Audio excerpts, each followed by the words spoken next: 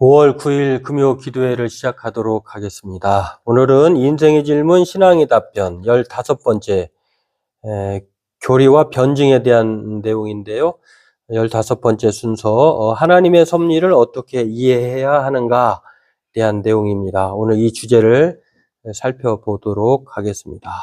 먼저 본문 함께 읽겠습니다. 로마서 8장 28절 말씀, 우리가 잘 아는 말씀인데요. 같이 읽겠습니다. 우리가 알거니와 하나님을 사랑하는 자, 곧 그의 뜻대로 부르심을 입은 자들에게는 모든 것이 합력하여 선을 이루느니라. 오늘은 15번째 하나님의 섭리. 하나님은 지금도 우리의 인생 가운데 주관자로서 통치하고 다스리는가에 대한 내용들을, 그것을 어떻게 이해해야 하는가를 살펴보도록 하겠습니다. 네, 그리스도인들은 하나님이 그 선하신 뜻대로 세상을 이끌어 간다고 그렇게 믿고 고백을 하죠. 이걸 섭리라고 하는데, 지금도 하나님은 온 세계 만물을, 인간 세계를 창조하시고 손에 팔짱을 낀 채 아무것도 안 하는 것이 아니라 지금도 하나님께서는 섭리하신다, 다스리시고 통치하시고 주관하신다라고 하는 그 섭리 신앙인데요. 근데 이 신앙이 지금 상당히 위기에 직면해 있죠. 이 섭리에 대한 것들을 우리가 어떻게 이해할 수 있는가? 하나님의 다스림에 대한 이런 믿음의 섭리 신앙, 즉 이 모든 것이 합력하여 선을 이룬다고 하는 이 말의 표현처럼 정말 우리가 이것은 믿을 만할 수 있는가? 오늘 이것을 우리가 생각해 보려고 합니다. 세계를 주도하는 것, 정치인, 과학, 자기 이성, 그다음 요즘 같으면은 AI, 또는 최첨단 과학기술, 돈, 권력, 이렇게 여러 가지로 말할 수 있는데요. 우리는 그런 것보다는 과연 무엇을 근거로 하나님의 세계 통치를, 세계 섭리와 통치를 고백할 수 있는가? 오늘 이러한 주제들을 오늘 이 본문은 잘 다루고 있습니다. 오늘 이 주제는, 그래서 이 섭리를 고백하기 어렵게 된 이유가 있는데요. 이런 세상에 물질 만능, 과학 만능 시대, 그리고 우리가 이성이 발전한 이 시대에 정말 보이지 않는 그 하나님의 섭리를 믿는다는 게 지금 위기에 직면했는데, 그럼 왜 위기에 직면했을까를 먼저 보면은요, 섭리를 고백하기 어렵게 된 이유가 있다는 것입니다. 그것은 무엇이냐면, 하나님이 정말 섭리하는데 이렇게 세상의 악과 고난이 무성할까? 예를 들자면 20세기에는 전쟁의 시대였잖아요. 한국 전쟁도 있었고 1, 2차 세계대전도 있었고, 하나님이 정말로 그 선한 하나님이라고 하면 이렇게 악의, 인간의 살상과 그 악행이 그렇게 난무하도록 내버려 두는가? 그래서 하나님은 섭리하지 않는다, 이렇게 말하는 것이죠. 두 번째로는 과학기술의 발달입니다. 지금이야말로 과학 절대 의존 시대잖아요. 하루하루가 과학의 발전으로 인해서 우리 인간의 문명에 엄청난 유익과 발전을 가져왔는데, 그러기 때문에 과학으로 다 되는 것이기 때문에 신이 필요하겠느냐, 이렇게 생각할 수도 있는 거죠. 이러한 위기가 우리 섭리를 고백하기 어렵게 되는 요인으로 말을 하고 있습니다.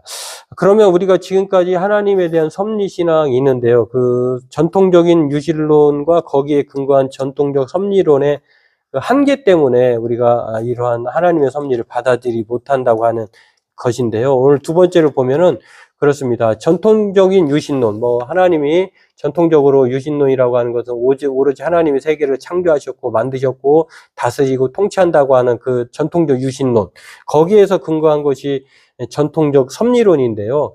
근데 이게 지금 한계에 도달했다고 하는 것인데, 왜 한계에 도달했느냐? 아까도 말씀드렸습니다만, 과학 문명뿐만 아니라 천문학의 발달, 그러니까 하늘을 허블 망원경으로 이제 우주를 살펴보게 된 것이죠. 그리고 우주에 또 가기도 하고, 이러한 천문학의 발전이 바로 하나님을 필요로 없게 하는 그런 한계를 가져왔겠다는 것이고요. 또 이것 때문에 인간에 대한 진화론적 이해가 생기게 되었다라고 하는 것입니다. 그렇기 때문에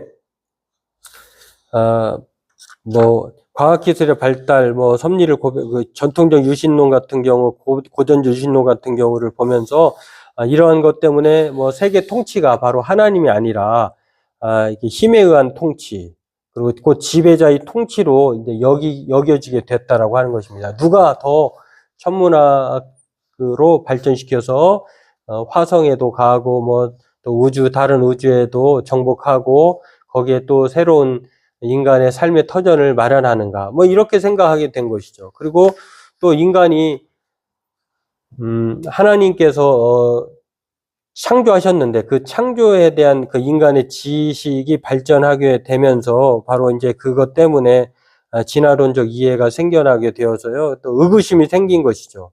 찰스 다윈이 내놓은 이 진화론의 영향으로 인간 역시 영혼을 가진 특별한 존재가 아닌 다른 생명체들과 동일한 하나의 생명체에 불과하다, 이렇게 생각한 거죠. 뭐 동물과 인간이 그렇게 차이가 없다, 이렇게 생각한 이런 진화론적 이해 때문에 섭리를 좀 부정하게 되는 것을 볼 수가 있습니다. 그럼에도 불구하고 이러한 앞서 말씀드린 섭리를 고백하기 어렵게 된 이유가 뭐 세상의 전쟁과 또 악한 일들이 일어나는 것, 또 과학기술의 발달로 인해서, 천문학의 발달로 인해서 이제는 하나님이 저 위에 거룩한 곳에만 계시면서 세상을 다스린다고 말하기 어려워지게 되었다라고 하는 것을 보면서 이제는 그러한 문제가 섭리론의 한계로 다가왔고요.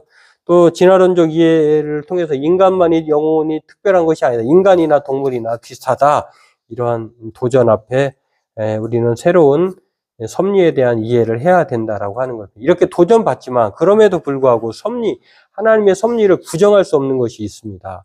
그것은 뭐 인간은 이렇게 자기의 능력에 따라서 하나님의 섭리를 부정하지만 정말 이 능력은 어떤 능력이냐를 우리가 봐야 된다고 하는 것입니다. 이 능력이 아닌 사랑의 하나님의 세계 통치를 우리가 그러한 면에서 생각을 해야 되는데요. 하나님의 초월성과 그 세계 통치에 대한 믿음을 우리는 포기할 수 없다라고 하는 것입니다. 그럴 수 없는 이유는 바로 이 성경에서 말하는 신앙의 가장 중요한 특성 중에 하나가 하나님이 우리 인간보다 크고 또 인간보다는 다르고 또 하나님은 낯선 분이다라고 하는 것입니다.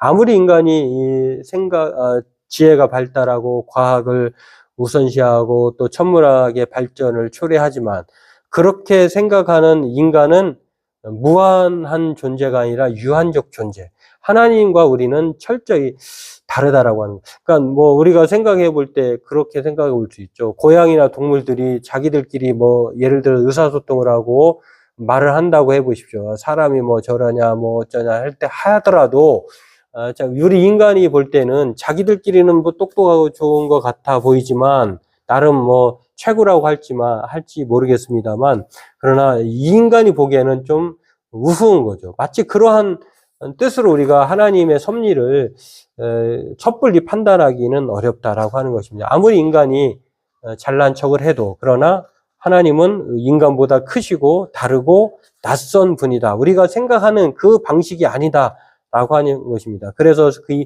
섭리에 대한 새로운 이해를 우리가 해야 되는데요. 그게 바로 하나님에 대한 제대로 된 이해를 해야 한다라고 하는 것입니다.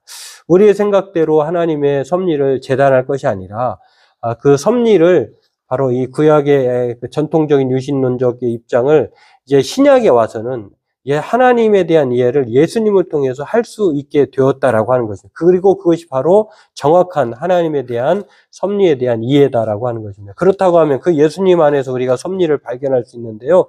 그 안에서 어떤 섭리를 발견하냐? 하나님은 사랑의 하나님이다라고 하는 사실입니다. 하나님의 섭리는 늘 무엇이든지 할 수 있는 것이 아니라 사랑을 위해서 할 수 있는 그러한 능력이다라고 하는 것입니다. 무엇이든지 할 수 있는 능력이 아닌 사랑을 위해서 무엇이든 할 수 있는 능력이 바로 하나님의 사랑의 하나님의 섭리. 섭리는 곧 사랑으로 표현된다라고 하는 것입니다. 때문에 우리가 이것들을 정리해 보면은요, 섭리를 믿는다는 것은 어떤 상황에서도 함께 계시고 또 선하신 뜻을 결코 포기하지 않는다는 것을 우리가 믿는 것입니다. 지금은 우리가 때로는 우리의 생각대로 흘러가지 않더라도, 그러나 하나님은 그 뜻대로 부르심을 입은 자들에게는 합력하여 선을 이루신다. 악도 선으로 하나님의 선을 이루기 위한 도구로 사용되고요. 또 불행도, 또 우리의 그 생각대로 되지 않는 그러한 무계획도, 또 실수도, 이런 모든 것들을 하나님은 역사를 통해서 자기의 섭리하심을 통해서 이끌어 가신다. 그러기 때문에 그 상황, 어떤 상황에서라도 우리는 섭리를 믿는 우리들이라고 하면은요, 하나님이 그럼에도 함께 하시고 또 선하신 뜻을 결코 포기하지 않는다는 것을 믿고 살아가야 될 줄로 믿습니다. 또 하나는 섭리를 믿는다는 것은요, 하나님의 우리는 동역자로 살아야 한다라고 하는 것입니다. 끝까지 섭리를 믿는다고 하면은 하나님은 합력하여 선을 이루실 분으로 믿고 우리가 하나님의 뜻대로 그 뜻을 발견하고 또 자신의 하나님께 맡기면서 하나님과 동역자로 하나님의 섭리의 신앙에 따라서 믿음으로 살아가야 한다라고 하는 것입니다. 때문에 섭리신을 믿는다는 것은요, 하나님에게 순종하는 것을 동반하는 것을 볼 수가 있습니다. 오늘 저와 여러분들도 이 하나님의 섭리가 위기에 직면했지만, 그러나 성경이 하나님의 살아있는 말씀이고, 또 하나님은 살아계시고, 또 하나님은 지금도 섭리하신다고 하는 것을 우리는 성경을 통해서 또 우리의 삶을 통해서 확신하기 때문에 저와 여러분들은 오늘 이 섭리신앙을 통해서 섭리를 믿음으로 말미암아 우리가 기도하기를 원하는 것은 하나님의 섭리를 믿는 자로 우리가 살아가게 해달라고, 과학도 그 어떤 것도 하나님과는 우리 인간은 다르다. 그리고 하나님은 우리보다 크시다. 그리고 하나님은 우리의 이해 방식보다 깊고 넓으시다. 그러기 때문에 낯설다. 섣불리 우리 인간이 섭리를 부정할 수 없다라고 하는 것입니다. 때문에 하나님의 섭리를 믿게 해달라고 이 시간 기도하고요.